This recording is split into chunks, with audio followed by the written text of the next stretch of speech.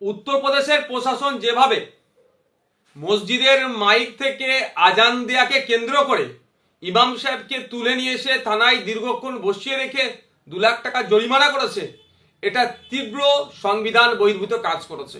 আমরা তীব্র নিন্দা ধিক্কার জানাচ্ছি। ভারতীয় সংবিধানের 25 নম্বর অনুচ্ছেদে ধর্মের স্বাধীনতার মৌলিক অধিকারের নিশ্চয়তা প্রদান করেছে। শুধুমাত্র ধর্মীয় স্বাধীনতা নয়, সেখানে ধর্ম পালন, অনুশীলন এবং প্রচারের সম্পর্কিত সমস্ত বিষয় অন্তর্ভুক্ত করা হয়েছে। কিন্তু বিজেপি সরকারের ক্রমশ সংখ্যালঘুদের ধর্মীয় আচরণ থেকে শুরু করে ধর্মীয় স্বাধীনতায় হস্তক্ষেপ করছে। এটা আমরা তীব্র নিন্দা ধিক্কার জানাচ্ছি। সাউন্ড পলিউশন সম্পর্কে আমরাও যথেষ্ট জানি।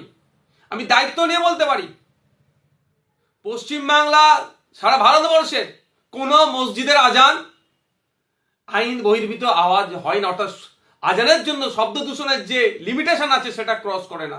তারপরেও সুকৌশলে ইচ্ছাকৃতভাবে সংখ্যালঘু মুসলমানদের উপরে দমন পীড়ন চালাচ্ছে বিজেপি সরকার। আসলে এরা অর্থনৈতিকভাবে দেশ ক্রমশ পিছিয়ে যাচ্ছে। দেশের প্রধানমন্ত্রী অর্থনীতির বিষয়ে অনেক তিনি শব্দ খরচ করছেন, কিন্তু আমরা দেখছি কি আমাদের জিডিপি ক্রমশ বৃদ্ধি তো দূরের কথা পিছিয়ে যাচ্ছে।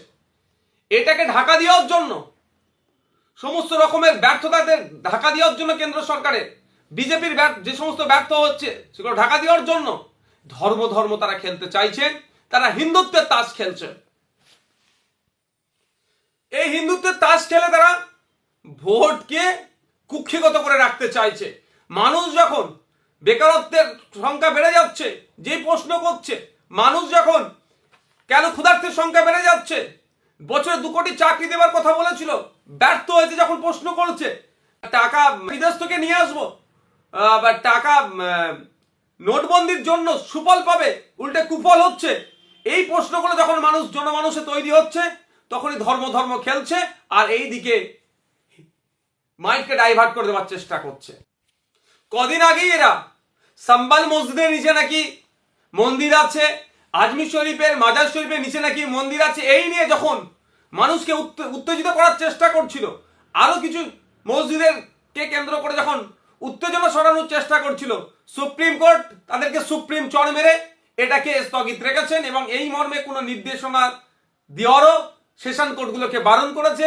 যা the places of warship act যেটা আছে 1991কে মান্যতা দিয়ে এখন এগুলোকে সমস্ত বিষয়কে পোস্টপন করে দিয়েছে। সেই সময় এরা আর অন্য কোনো রাস্তা দেখতে পাচ্ছে না।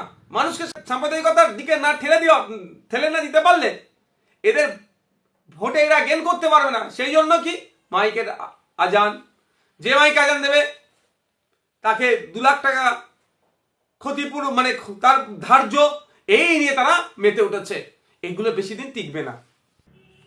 বিজেপি পরিচালিত সরকার যেভাবে এই মৌলিক অধিকারগুলোকে হস্তক্ষেপ করার চেষ্টা করছে, আমরা সম্পূর্ণ এর বিরোধিতা করছি এবং আমরা মনে করছি এটা সম্পূর্ণ সংবিধান অবমাননা তুল্য। তাই দেশের সংবিধান, আইন কানুন রক্ষার দায়িত্ব আমাদেরকে নিতে হবে। সংবিধান আমাদের মৌলিক অধিকার দিয়েছে, সেটাকে যারা ভুলণ্ডিত করছে ঐক্যবদ্ধভাবে তাদের বিরুদ্ধে গণতান্ত্রিক প্রক্রিয়ায় লড়াই করতে হবে এবং তারা যে সাম্প্রদায়িক চিন্তাভাবনা ছড়িয়ে দেওয়ার চেষ্টা করছে এর বিরুদ্ধে সংখ্যালঘু থেকে শুরু করে সংখ্যাগুরুদেরকে ঐক্যবদ্ধ হতে হবে।